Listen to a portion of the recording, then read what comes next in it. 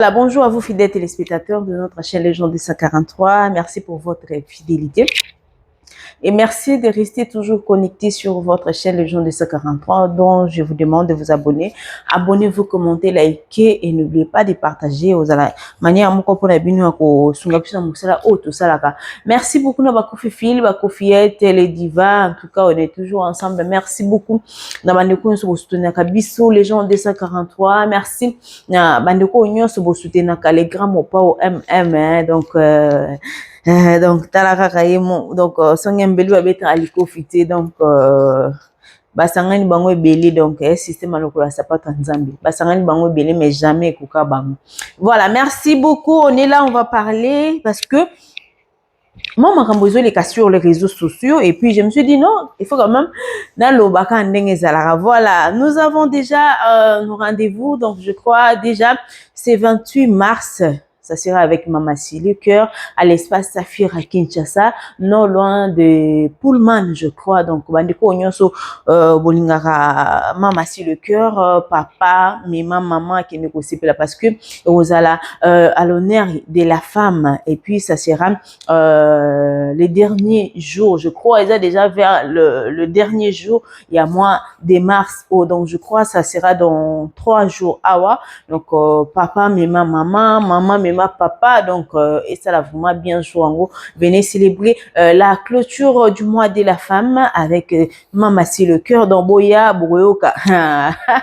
Quand tu kuna kuterata kuna rata mutemba sa ontotu mutemba sans forcing. Dans Boya Boyoka pena Mama Si le cœur. Donc beaucoup savourer Boyoka la suprématie. Et à part ça, Boyoka pena Mama Si depo banana ba ikia. Ti azo quitter la biso malembe ti tokosu qui na suprématie. Venez nombreux et puis ba papa ba maman bo continuer ko sumba ba billet pour que jour ngo boya ko clôturer mois de la femme avec Mama Si le cœur. Donc bozala dessus et donc déjà avec Mama Si bozala jamais dessus. Mama Si Koffi Olomide passer la chose toujours ba pas moko ya elengi et puis o etika laka. Hein, donc Koffi Olomide je dis aza quoi 20. Donc tant que comme ya kala netango donc kitoko zo bakisama lisusu et puis valeur nango zo bakisama. Donc papa maman n'oubliez pas ces rendez-vous du 28 mars avec Mama Si le cœur à l'espace Saphir. Les billets sont déjà disponibles donc bosomba bien abino jour en pour célébrer avec Mama Si le cœur. Je Lili atala chérie annonce mon papa je te salue pesimot na batoko nyoso bolinga biso de partout où vous êtes. Et à part ça, nous avons le 5 avril avec Koffi Olomide toujours dans Côte d'Ivoire. Donc, vous qui aimez la bonne musique, les mélomanes de la bonne musique, les Kofifi, les Kofiettes, rendez-vous le 5 avril dans Côte d'Ivoire. Allez-y là-bas, célébrer avec Koffi Olomide. Donc, ça sera tout fait, tout flamme. Bon, ouais, voilà. Donc, boya pena et belé, tout célébrer, tout bien dans le système toujours. Il y a, qu'on appelle suprématie et zangate. Qu'on appelle suprématie aux ala boya koyoka ba oxygène ba loulou donc boya koyoka ba brousse donc elengi wap boya ebele bo célébrer avec Koffi Olomide et sans oublier ba Footadrome ba Vicky et aux ala pewana. Donc venez nombreux pour célébrer avec pour fêter ou ouais, ça sera la fête bien sûr avec Koffi Olomide. C'est les soirées de gala. Mais ça n'empêche pas que Batuboso Mababiye Boya pour célébrer cette journée ou encore cette soirée, venez danser avec Koffi Olomide. Voilà. Et à part ça, Bison Sonde Toyebi, tu as date, à part les 2 dates où on chopé ça, tu as une date moko ya makasi. Bande konyo sotoyebi ke toyebi, rendez-vous na biso il y a le 12 juillet na Stade Roi Baudouin, voilà, au stade Roi Baudouin, na Bruxelles. Voilà, boya vraiment ebele, bosomba babie parce que likambo bien est terrible. Nani alobeli yangote? Awa siko efungwami, munoko na bino ekangami, minoko na bino ekangami. Oh boye na boye, ezalaka boye. Koffi Olomide c'est une légende. Koffi Olomide est makambo asalaka.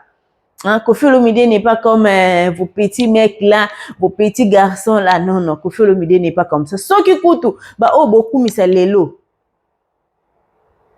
bango nyonso basala ba copie on pas Koffi Olomide. Et maintenant comme plus forte raison lui-même Koffi Olomide boss ya mboka. Hein, Sonia Mbeli babeta ali kofite. Donc ata bosangani bino nyonso taka bino monde bo panzana na bino. Bo panzana na bino pe kala mingi te. Donc bino nyonso na bosangana na bino ka pona obundisa mutu moko. Donc ba mélomane de la bonne musique, les Kofifi, les Kofiettes, les divas. Donc oh nyonso ebi kolinga musique ya Koffi esika ezwami yo. Vie na nga héritier Kasongo. Bosomba déjà babiye. Valérie, bosomba babiye. Vie na nga Olivier Bila, bosomba déjà babiye. Jour wango boya ko célébrer 70e anniversaire ya Koffi Olomide de l'âge de la sagesse. Boya to célébrer jour wango, boya to bina jour wango. Nayebi ka bato bokoya de partout. Je crois que déjà bon la gare du Midi wana et vous a déjà plein. Hein, donc boya to ça ka remix ya bilenge ya ING Arena. Boya ba o nyonso bokataki hippodrome de Vincennes. Boya biso juste kutana na stade Roi Baudouin jour ango testo célébrer anniversaire ya Koffi Olomide. La billetterie est déjà disponible. Achetez vos billets. Il y a Laurent Sokoko depuis Luanda. Soma billet vienanga.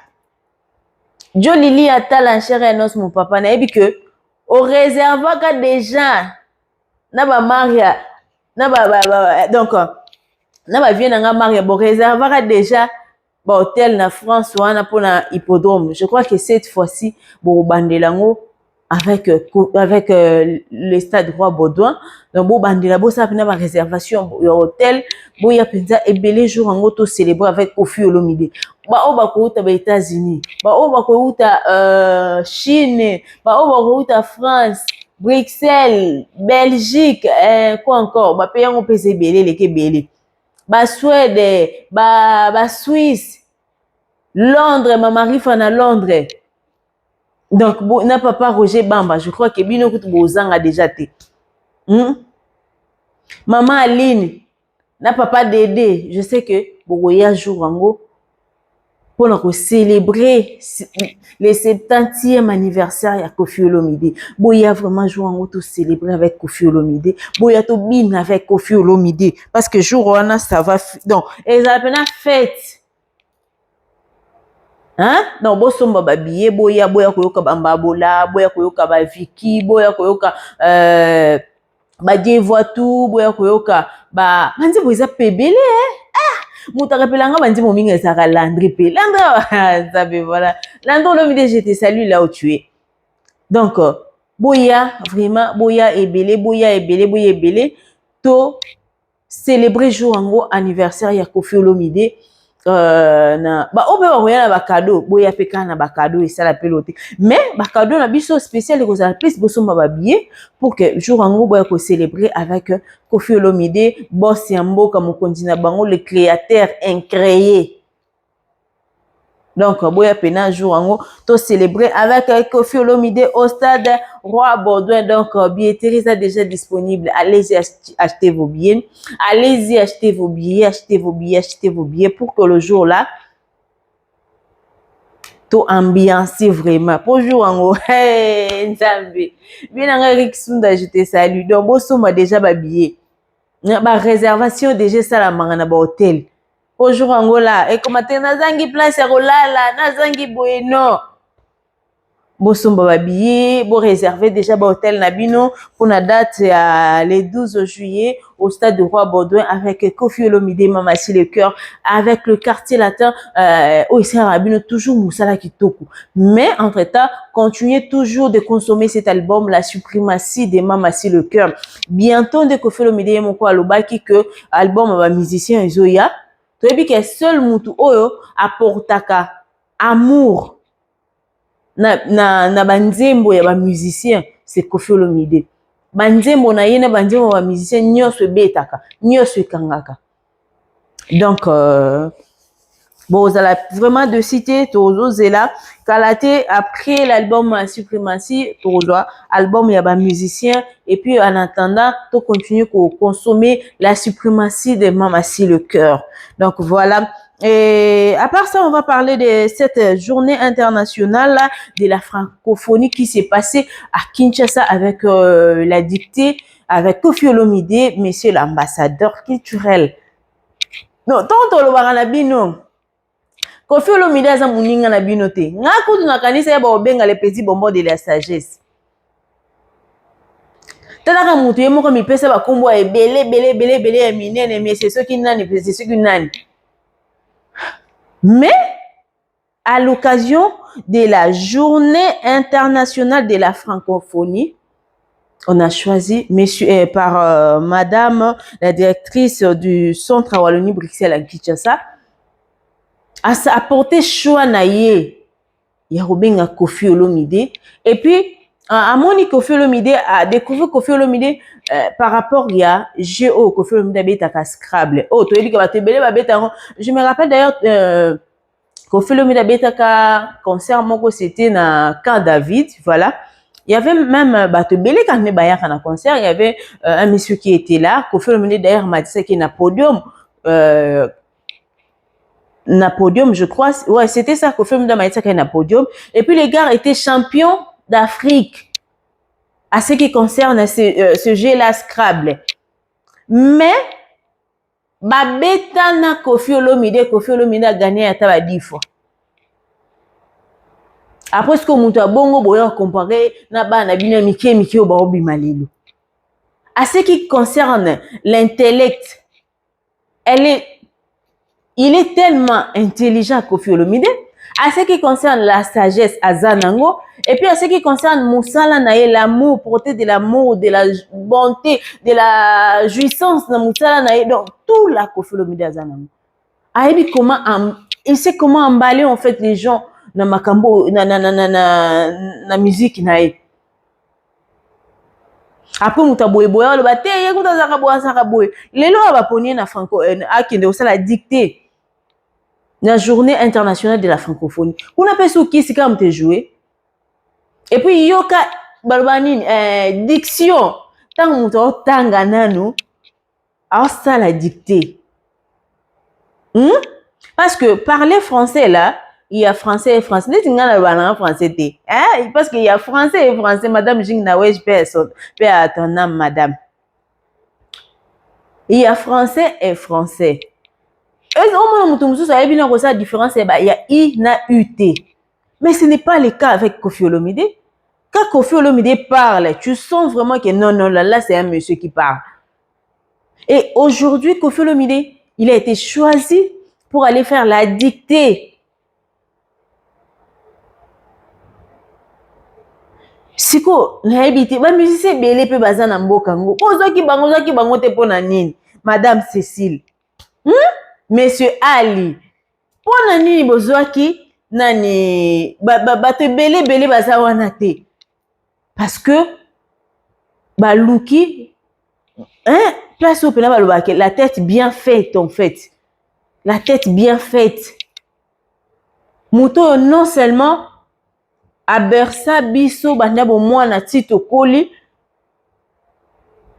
Muto oyo asuki kana musique te mais amemi biso pe ti na niveau o eza que otala que non même par rapport à ses écritures, par rapport à ses thématiques, tu sens vraiment que non. C'est non, il n'est pas comme les autres. Écriture à Koffi Olomide, eza lokwa ba écriture à bato nyonso te. Ba thématique na eza vraiment rien à voir na ba thématique à bato musu na banzema. Et Koffi Olomide a été choisi pour aller faire la dictée au centre Wallonie Bruxelles. Et Madame Cécile Oaza, directrice du centre Wallonie Bruxelles à Kinshasa, alobi année passée ton basala ki yango bazaki na 80 personnes parce que apparemment ils a jeu batinda ils a jeu basala et puis va s'inscrire. La fois passée bazalaki 80 mais cette fois-ci c'est plus de 300 personnes au bazalaki wana.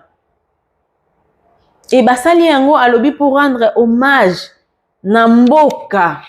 Et au rendre hommage na mboka wana, choix na bango, c'est Koffi Olomide. Bon, tu ignoré na biso parce que aujourd'hui nous avons na mboka na biso un professeur rebelle, mais avec Koffi Olomide, tu rebelle écouter na makambo oh akende kotangisa. Non non, on sait que c'est un musicien congolais. Aujourd'hui un ambassadeur culturel. Et aussi un cadre à la SACEM. Non, ce n'est même pas à la SACEM, voilà.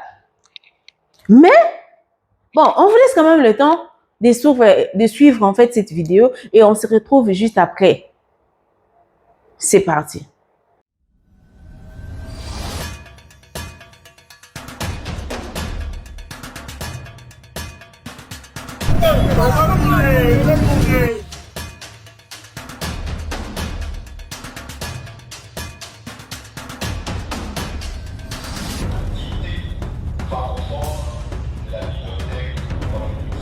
Nous avons en commun l'amour des lettres, l'amour de l'écriture. Je ne sais pas si on voulait dire une chose, j'aime vraiment écrire. Depuis très jeune, je m'amusais à essayer de faire comme Berlin, comme Lamartine, comme Baudelaire, à ma façon. Et c'est devenu des choses. Donc la première partie, l'introduction, c'est un texte réel, un roman d'une autrice belge. Et la suite a été complétée par l'équipe de la bibliothèque. Tout le monde est prêt? Oui. J'avais d'aujourd'hui, virgule, heure de ce petit format d'homme en carton, virgule, tir au flanc de duo sans envergure et hauteur notoire de l'œil de foot, virgule. Comme j'avais peur de tous les hommes, au fond, des puissants et des faibles. Je recommence ce par-là. Aujourd'hui, la musique laisse place à la culture. Des grandes dictées francophones, Centre Wallonie, Bruxelles, Kinshasa 2026. Merci. Hein. Voilà, merci beaucoup. Vraiment, merci. Ça, c'est les trucs qui restent. C'est ça. Beaucoup. Mais il écrit pas pour de vrai, hein. C'est pas des fausses. C'est vrai, c'est juste vrai. Non, laisse-moi, parce que ça ne s'épuise jamais. C'est ça. Ah, Si ça écrivait, ça allait s'épuiser un jour. Donc, voilà. Comme ça, l'inspiration pour toujours. Voilà. Voilà. Voilà. Merci infiniment. Et on va faire une photo avec toute l'équipe. Ouais, Mettez ouais. tout le monde. Alors pour la journée internationale de la francophonie, on a décidé de faire une grande dictée. Donc une dictée comme tout le monde le connaît, hein, quand on était à l'école et qu'on était enfant, on suivait le rythme du professeur, etc. On a voulu reproduire ça en version plus grande, avec une dictée pour les enfants et une dictée pour les adultes. Et pour rendre plus attrayante la dictée, qui rend hommage à la langue française, on a décidé de choisir une voix congolaise pour vraiment rendre hommage au pays, et on a décidé d'appeler Monsieur Koffi Olomide, qui n'est autre qu'un amoureux des mots, un ambassadeur culturel, et on a découvert un champion de Scrabble. Donc il est imbattable sur l'orthographe, et donc c'est comme ça qu'on lui a proposé de venir lire la dictée pour les enfants et pour les adultes, et ça a été très efficace, ça a attiré vraiment beaucoup de gens. Et c'est ça qu'on veut, c'est rendre la culture accessible et populaire. La dictée, c'est un exercice qui n'est pas toujours très facile, qui n'est pas toujours très sexy, c'est pas forcément quelque chose d'attrayant. Mais grâce à la collaboration avec la légende Koffi Olomide, vraiment ça a attiré beaucoup de monde. On a reçu près de 300 inscriptions, alors que l'année dernière on était à 80. Donc on a triplé, plus que triplé même, le nombre d'inscrits. Et on est vraiment très heureux de ça, de célébrer la francophonie dans le plus grand pays francophone du monde, la RDC, avec la culture qui mélange la culture et la littérature. Voilà.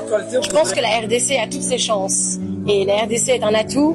La RDC est le plus grand pays francophone au monde, avec vraiment une très large exploitation du français. On parle le français dans énormément d'endroits dans le pays. Et d'ailleurs, dans la dictée ici, on a mis un mot en lingala, parce que vous savez que certains mots en lingala sont rentrés dans le dictionnaire francophone. Il y avait liboké aujourd'hui dans le dictionnaire. Alors s'il y a des mots en lingala, ça veut dire vraiment qu'ils appartiennent maintenant à la culture. Donc la RDC et le lingala et les autres langues nationales, eh bien, ont toutes leurs chances vraiment pour remporter, je pense, cette présidence du secrétariat général à la francophonie. En tout cas, on est derrière la candidate. Merci beaucoup, madame. Voilà, c'était là Madame Cécile qui est la directrice du centre Wallonie Bruxelles, Madame Cécile Djunga Oyo, à saluer honneur à Monsieur l'ambassadeur Koffi Olomide à la Kisibiso de quoi est-ce que Koffi Olomide est capable de faire sa musique. Et puis, dicter au Koffi Olomide à Sali, les lots permettre, et puis il y a une petite fille Oyo abimi gagnante nango, donc va sali peu la photo, a joué trophée nae, et puis Koffi Olomide aussi a joué qui trophée nae par rapport ya dicté Oya Salaki, donc ce qui prouve que ça s'est très bien passé, et surtout encore une fois de plus félicitations à monsieur l'ambassadeur Koffi Olomide. En tout cas bah bravo et belé maboko, parce que non na mona nanga ngote attends ba musicien libanda non na mona te. C'est une première. Namboka na biso. Ba musicien pe ya minene bazana na bango. O boko ko énumérer nga awa. Mais Koffi Olomide c'est une première. C'est pourquoi ça mérite quand même to lobelango, et puis to tine encore une fois de plus ba fleur na Koffi Olomide, et surtout aussi à maman Ami et à papa Charles, parce que bangonde ba sala ke moi na bango za na niveau azali, sans oublier aussi l'éternel Dieu, parce que c'est lui d'abord. Donc, merci beaucoup à Madame Cécile Djunga pour ton choix. Donc, Ezala qui vraiment Chomoro ya malamu, yo moro pomoni résultat nango, parce que Koffi Olomide n'est pas n'importe qui, et puis étant bopona qui est parce que oyebi quand même niveau ya Koffi Olomide. Donc merci beaucoup pour ton choix. Ezalaki esali biso honneur, esepeli biso. Voilà, merci beaucoup. Et puis à part ça, on va quand même parler de ce qui se passe aujourd'hui. Maman kamboise belé a nzambe na Kongo na biso. Makambo Sandra Lina. On a vu Sandra Lina ayaki awa finga Koffi alakisi ba position basala ye boye bazongisi ye boye biso nyonso tozalaki tomoni tolongwe wana azika kelongi selon ye mafuta nda banda kolamba akalinga poisson amontelango pe scène akendaki soki na cuisine nga na yebi déjà na normal moi si soka zolamba so mafuta eleki moto okotia poisson, mais batia kelongi pembeni te batiaka mo elongi musika okosala ngo na musika en fait, ou encore tosalaka mingi nini okitisi nanu nzungu na ona se, voilà okitisi kikalungu na moto na se, après okitisa kikalungu nde osala nde nini ozeli mo mafuta esi na moto moke apo otia eloko na yo. Donc a créer na scène po moto wana des fois so otie eloko ezongaka. Oui, ezongaka, mais il faut yeba comment on gère ça. Peut-être ba fini sous ba finikara directement kikalunga moto na mafuta. Mais nyoso wana basano nyoso nani Sandra Lina ile kibisuntu kezaki na lokuta. Lokuta ne bimi wapi e pa Kisinjora. Nzambe na ngai. Tout ça la ngana makambo yo e bimi pa Kisinjora te. Parce que Kisinjora n'a pas eu ça la même émission s'attaquer à Sandra Lina. C'est parce que Emmanuel Dodi, le pasteur, n'a bengaki. Emmanuel Dodi, oyo lelo, azalaki mobali ya Sandra Lina. To ebite bolingo esimbite nde bakaboni. Yango to komona komona Emmanuel Dodi pozwa Sandra Lina de ozwa Sandra Lina ko komisa ye mwasi na yo. Bofana na bino na kimia. Mais comment que tu na podium ozo ko bokela Koffi Olomide ba jeton. OK, yo zo ke nino ninga ki bombanda soki pe ndenge nini yo moka ne mutozo bunda na réalité na yo na lokuta na yo. Kisinjora, tu vois tout ça là? Lelo ozo trahir na batu presque batu nyonso baza pembeni na yo. Janvier, ceux qui février, ceux qui mars. Kokanisa te ke yo oleki kozala ya Sandra Lina na Kisinjora. Non. Po ndenge aza capable lelo ya ko trahir Sandra Lina, ndenge pa ko trahir yo. Ndenge pe ako trahir yo un jour. Kisinjora, okomi de lokwa Kisinjora na yebite o mutu mo fufanda na okimia. Landela no tano ndo komi njora. Tala ndo komi santé, tami tala na bien fanda pena mi tala bien Kisinjora. Ngana oyo kelo mawa parce que natali ba vidéo na yo sali na TV ozomona na omona elonge koli okomondere koko.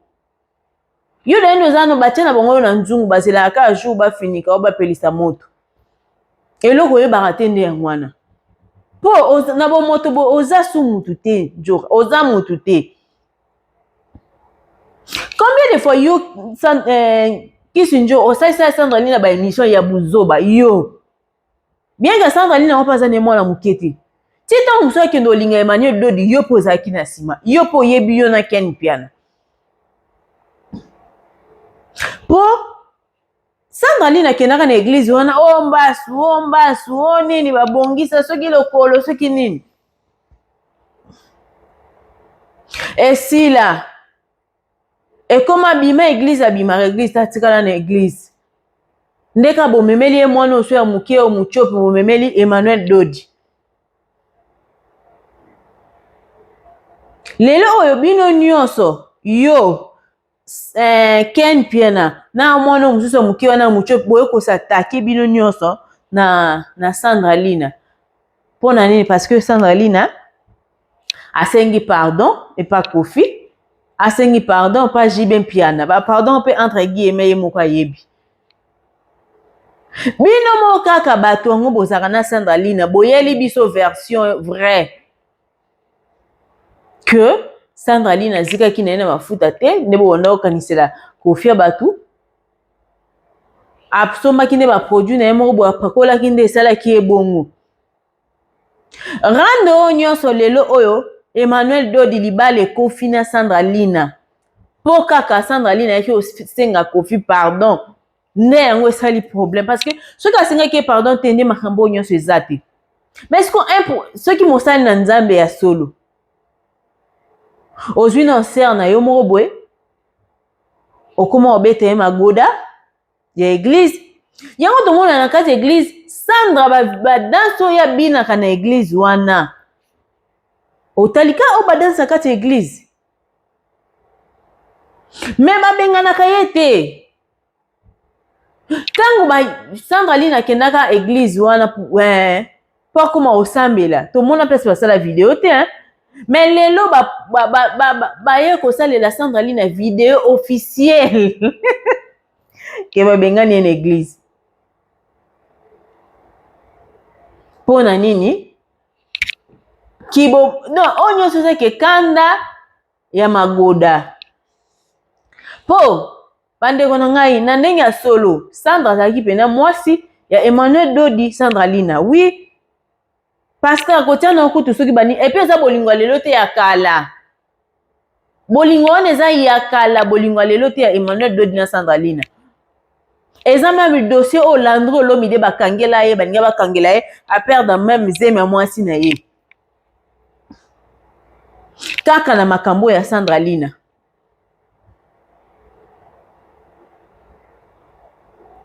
Lelo oyo libana na bango ekufi ale Emmanuel Dodi apesi njora mbongo ale tala njora ndako moyo kosambwisa Sandra Lina njora vina kaka trahison na trahison bon ata pa fali yango za wana vidéo voice oyo tobimisa dernièrement na émission oh eze oh non eza émission na salaki eza émission te eza voice na yo ozotonga fali ezala voice na yo ozotonga fali epa mutu ko wanga nango te Kowanga nango te po ezala émission. Soko ze émission bimisa biso lia émission wana. Ou encore tanga chaîne osala émission wana. O loba makambo wana. O oko expliquer tina émission ke téléphone à moi na ezaki na téléphone ezaki na problème yango so le téléphone à moi. Ozo téléphone à moi na émission lobe nango ni.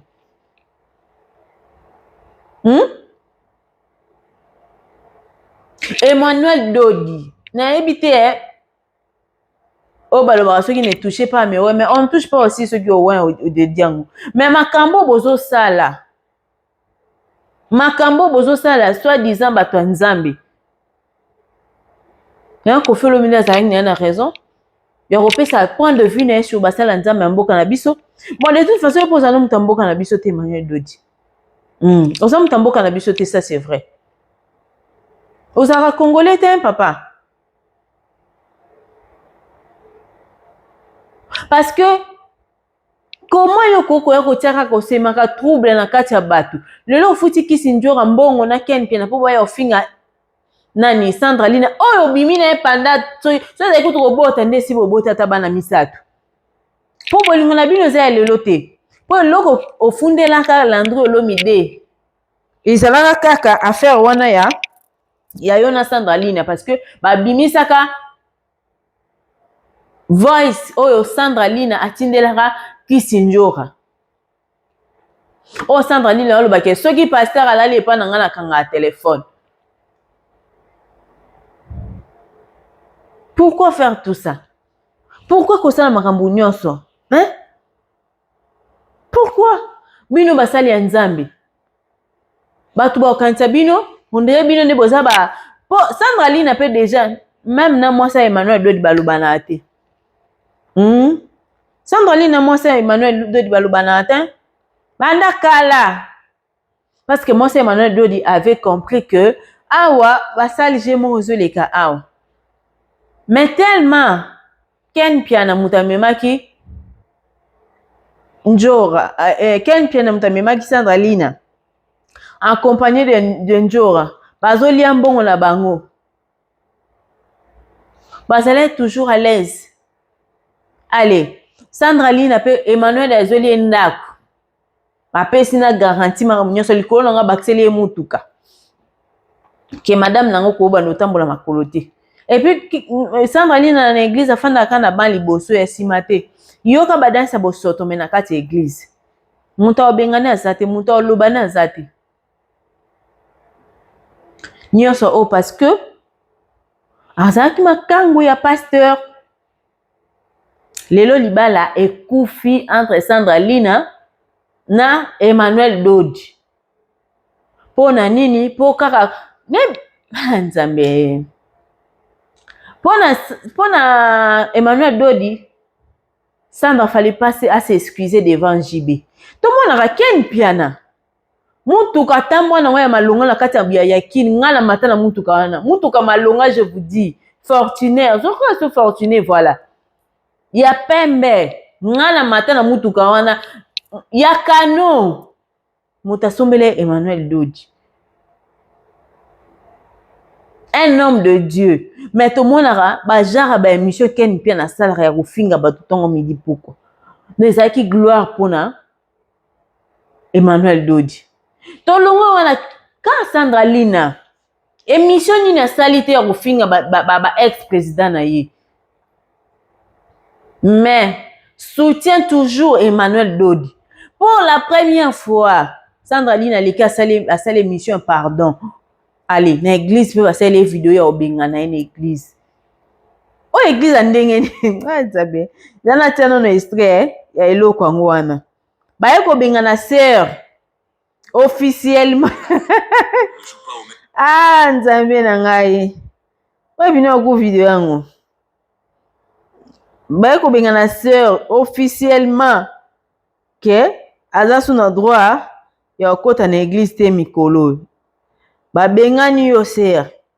Et puis le colon nango quand bato yo pesa confiance. Ndeko oyo ye tozo chasser ye. Ezali notre sœur Sandra Lina. Pourquoi Bolanda? Église, c'est un quartier général et à salut il y a résurrection na vie éternelle. Et mission prophète aye na yango eye na mission ya lobiko ko mabatu na lola. Ame na yo na ame na ngai na ame na ye na ye kuna autant yo zali ame ngape na za ame biso yo tozaba ame na miso ya nini ya Nzambe. Boyete.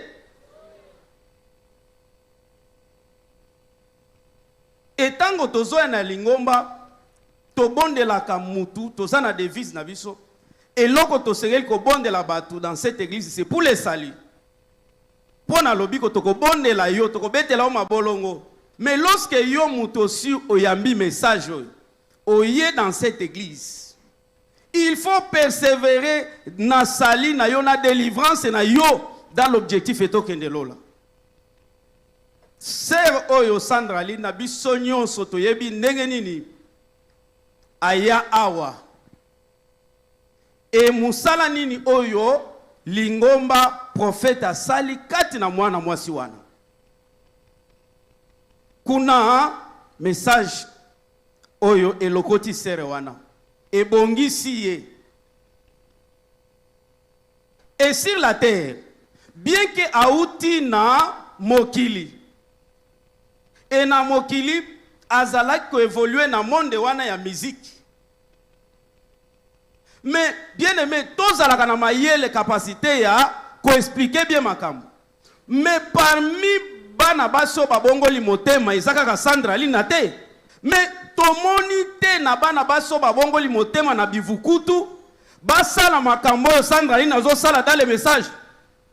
Tomoni bango te depuis babongola mitema basala ka ba sorti na ba media ya kofinga ba patron na bango kuna bauta na mokili. Basala ka yango te boyete. Basala ka yango te bazo s'occuper na lobiko na bango.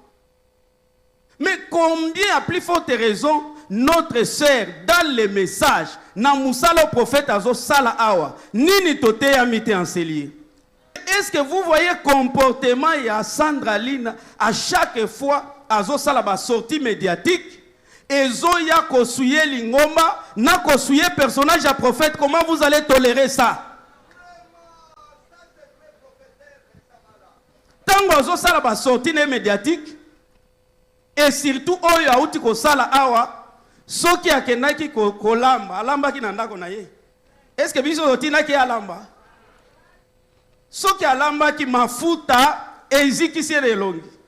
Soki ezaya solo be ezaya solo te biso toza kuna te.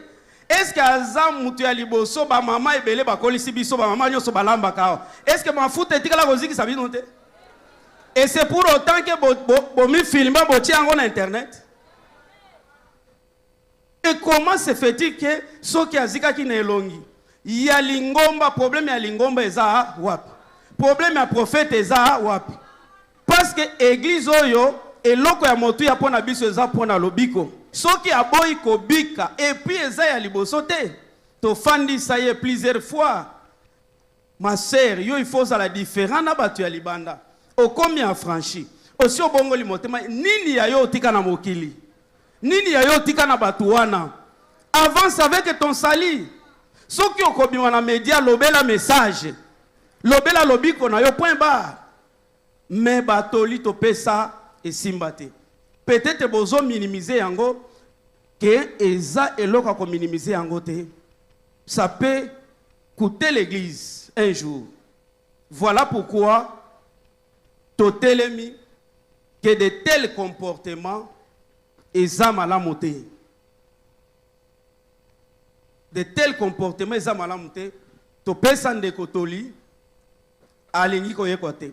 Chose grave à répondre même ndeko moko katikati na biso naza star. Soki na bimaki na sali yango naza star. Soko boko linga ko sala oyo boko sala bo sala.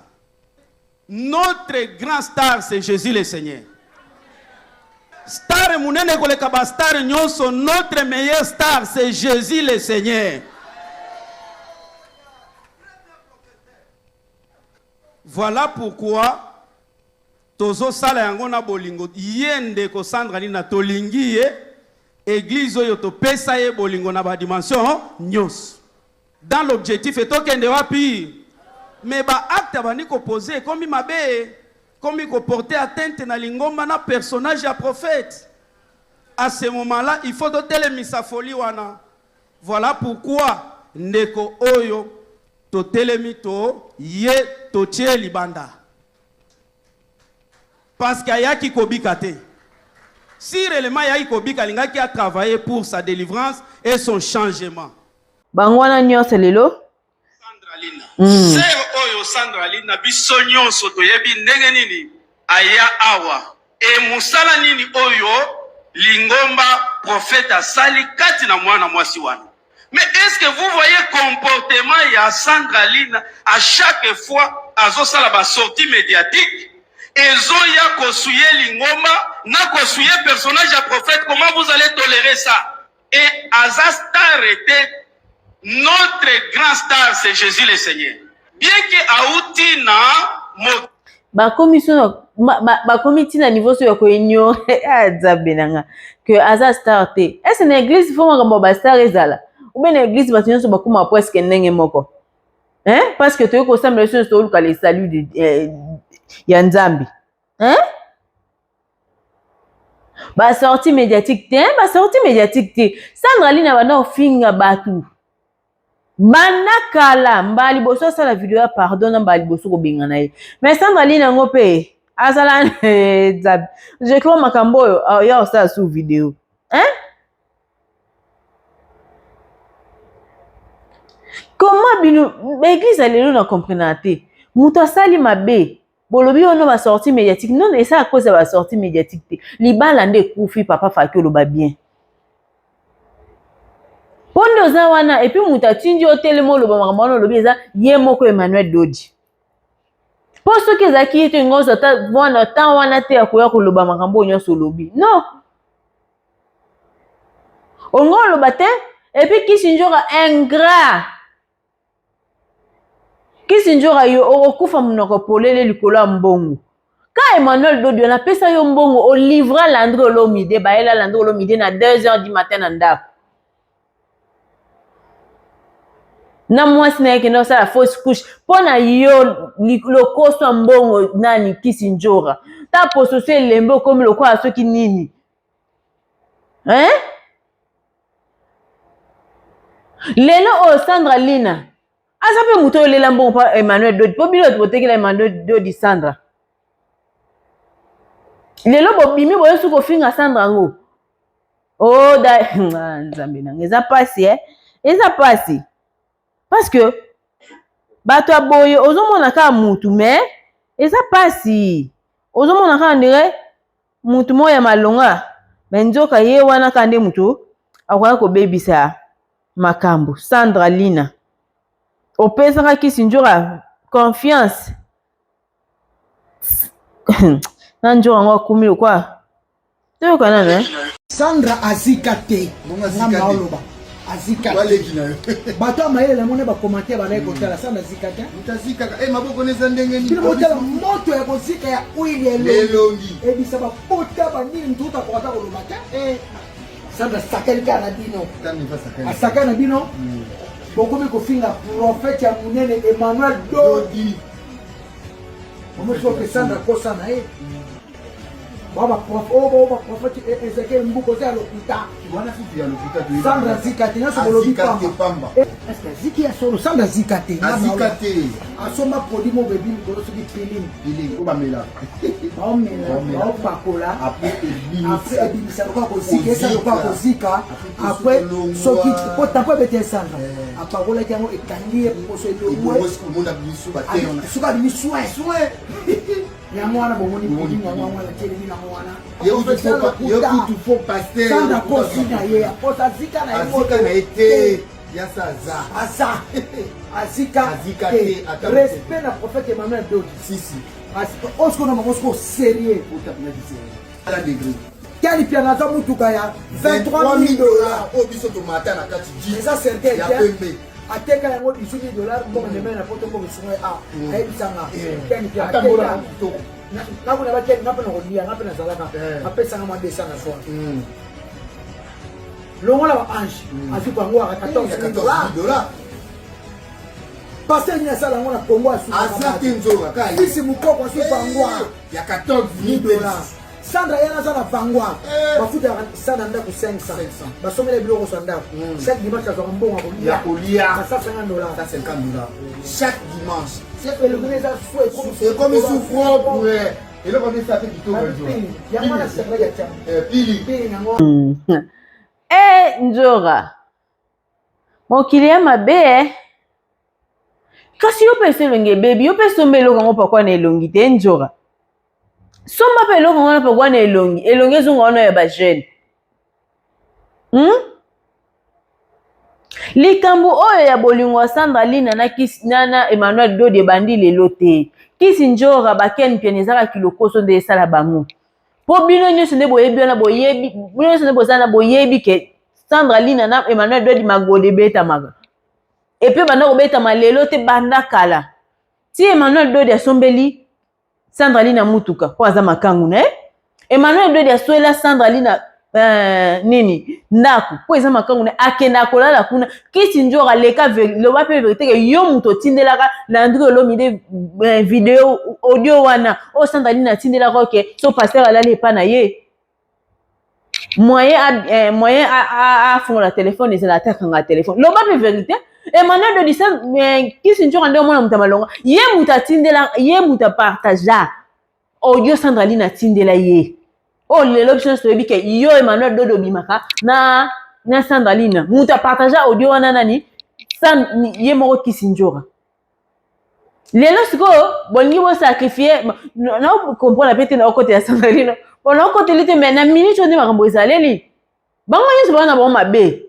Mais Kisi Njora tika trahison na baningo za na bango tika. Ata fali na lelo zo mona mutu. Makambo loba na c'est pour na ye po yebi yango te. Po yebi yango te. Hein? Oteka Landry Olomide petit na yo. Po lelo Landry Olomide po yeba na Kofi. C'est grâce à toi. Mais oteka Landry Olomide so zaki ke ba boma Landry ndesi ba boma lelo pe Landry to beta suli sote. Po na yo Kisi Njora po na ba so 400 €, Emmanuel Dodi apesa yo. Vina mo bimbeza na kaboy. Vina yo mobimbe ezalaka boy. Njora. Oh, c'est respecté petit. O bani pe via musique ngo kala biso tozaka na bana miki. Otamboli na ba orchestre combien? Parce que oza tellement mabe que ozokoka ko réussir te na vie. Ozaka wana koteka ba diamba na nzoto yango na pizo beba déjà c'est ko beba. Okomi lokwa ebembe mozo tambola ebembe bon moy mozo tambola pona ni kilokoso ekoboma yo Njora kilokoso ekoboma yo bandeko po ba misusu peut-être ya boyebi histoire te ya Kisi Njora na Landry Olomide mutaya na Landry Olomide na quartier latin Njora ezaka na ba problème mo boyebima. Voilà. Ba problème ko douter. Sandra Lina bazaki na rendez-vous mo bona Njora. À l'époque, sur 5 ans ou 4 ans passé bon. Bazana na rendez-vous. Wana déjà Emmanuel Dodi a foutu la Sandra Lina ndako.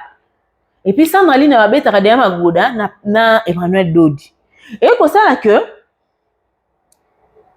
Sandra Lina bazana na rendez-vous na Njora. Au benga Njora zo benga téléphone elikate. Njora benga téléphone elikate quand des akazatike le ba voice. Na ma voice oyo Sandra Lina Njora atikela Sandra Lina tanga lamuki ya moni téléphone afongoli na WhatsApp na ayo mona ke Njora sele ba message tellement yebi ke relation na yena Emmanuel Dodi Njora yebi yango asaleli Njora voice ayebi se nde naza boye soki pasteur alali epa na ngai na kangaka soki prophète soki pe nani prophète voilà so alali epa na ngai na kangaka téléphone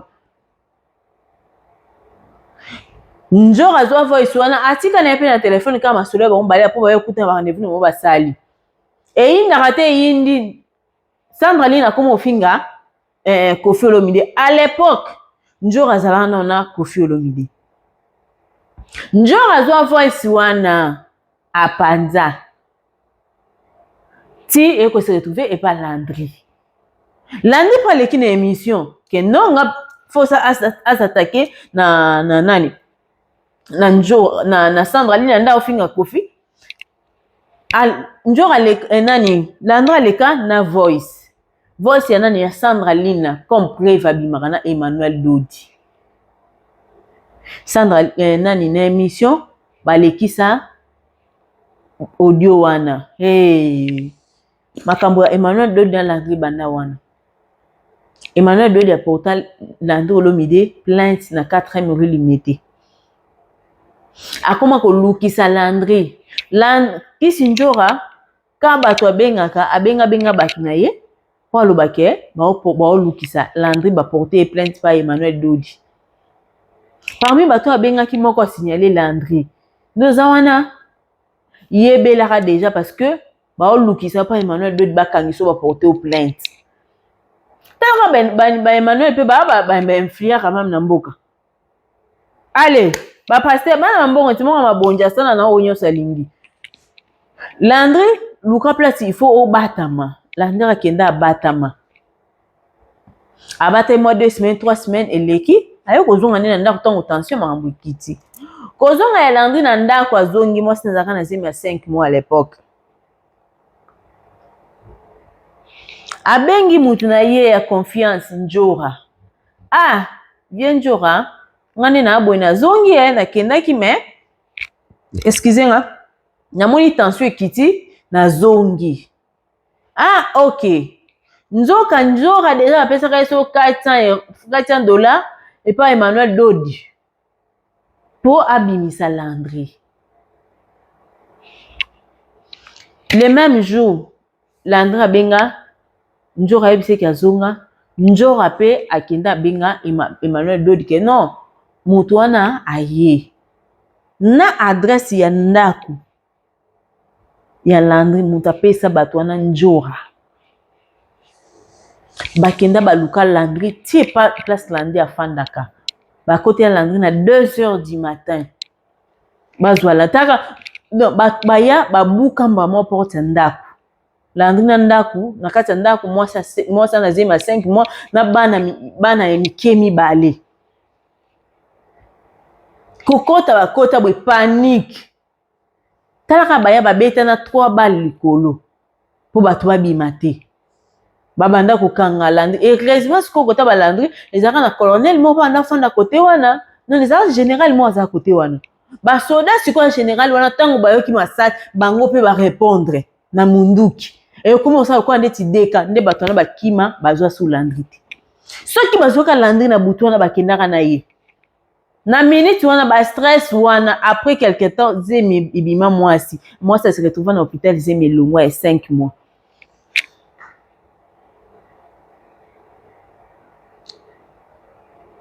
sikoyo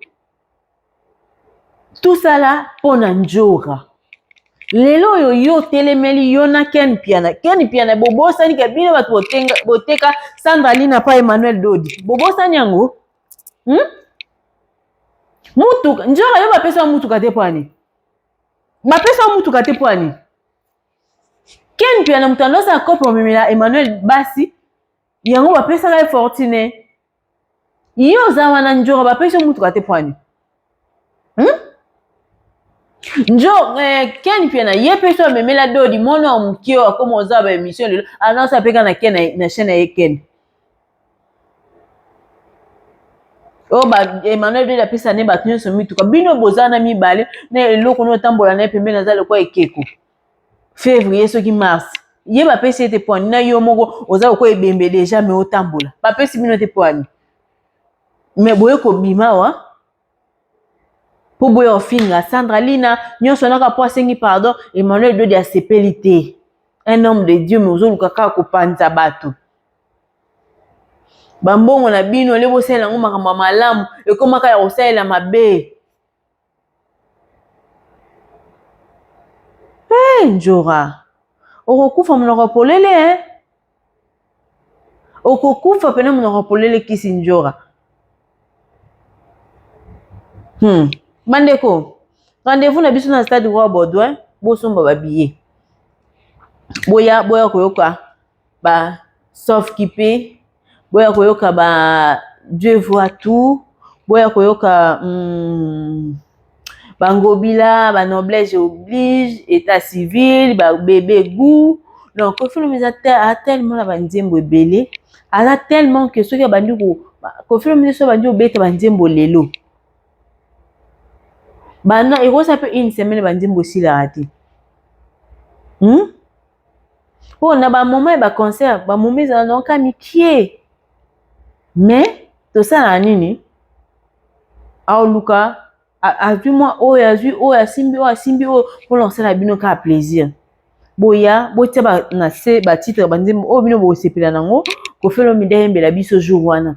Bien que répertoire ekozala pe déjà, mais botia quand même ba titre na banzembo bino bo linga jour ngo beta po to bito ke kota répertoire. Hey, Koffi Olomide est tellement riche que on ne sait même pas quoi choisir. Pour nous so nga $1. Mutumsu pa ya te nga femme. Mutumsu so ya te femme te. Nga alingi na nga Tomsu Ngobila. Te nga alingi na ngai bébé goût. Te nga alingi na nga soupu. Donc, place on a dit Koffi Olomide komaka pena na problème à choix ya nzembo. Alors quoi batumsu te anika na 2 albums pamba banda abima banda ayebana kana 2 albums. Soka bia ke beta azamba nzembo ne de ayi kana beta on beta aussi. Mais Koffi Olomide a tellement na banzembo ebele que il est difficile même de faire le choix. Et puis nalandi Charlie Prince. Oye poto, OK. Boza ba vie lelo boyo kisa musala ya ki journalisme bien ya ki animation Sony. Na vie nyonso sali boyo ba série mwana ba Claudicia. Mais tala Claudicia Valère fallait apesa ye. Na yo nde fallait azozwa yo. Bon zabino ndenge moko te, mais en termes de génération, boza ba génération moko. Même na âge. Yo na tout na fali osala ba musicien nini parce que la plupart bato ba komisaka yo zalaka ba musicien. Ancien musicien Charlie Prince, okena kota musique esimba te. Ale okomino lelo ke ba okoma na mukala ya fali. O Koffi Olomide atanga na Bordeaux te. Ya yo nini na kati? Atanga na Bordeaux te. Oh ba ponya ke tanga dicté kuneza fali. Hein? Oh, j'ai parlé avec un vieux nanga moko boy. Charlie, aujourd'hui déjà visé ma finga. Donc deux ans aux arano de autres toboka. Non, tout ça sera opération. Ça n'a encore opération. Tu y es bien habitué de côté bozali. Et ça problème, t'es mes petits gars combat profil non, c'est quoi ça? Oh. Au gros temps la tête, comment ça la vie non t'es sans profil non. Donc ça va pas quoi? Hein? Bah puis déjà aux 8 musala aux 8 ans na ofinga Koffi. Visa na oza merci Koffi. Tika Koffi kimia. Et puis les nango ngasko na kamwa ba senzi nyonso. Ba Mark Tabu, ba Charlie Prince, ba ma misusu wana ba senzi bino nyonso ba anti-valeur. Tant boyaka bofinga Koffi. Papa Wemba asisa Koffi te. Koffi azala na tangi na bino ba grand bino bobangaka. Koffi azala na bango. Ba Papa Wemba, ba Pepe Kale, ba Emenea, ba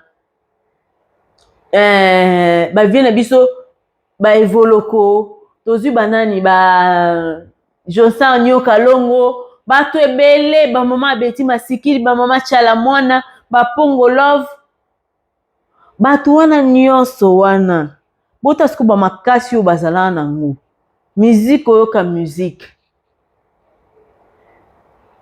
bango wana nyonso wana basilisa Koffi te kabino Nzambe mama Mbiliabel kuto tango zaka mama Mbiliabel po lelo ozomi wanga na meme yo moko siko biso to lobani ozomi wanga na meme yo moko mama Mbilia non bazwi bino ebele wana likita wana fali azwi bino po bana boyaka kofinga na bino kaka kofi bokanisi bosisa ye soki toye moko mokonzi na bino soki aza mobali asala te émission un jour asigne kofi ya farafara tema aza mobali te yango alekala nzela na bino po ye moko ti mokili okufa kokosala yango te soki aza pena mobali ya solo fali oyo mobali ya solo bakata ngenga leka lobe likambo abe mpona kofi otika losala yango te ti okufa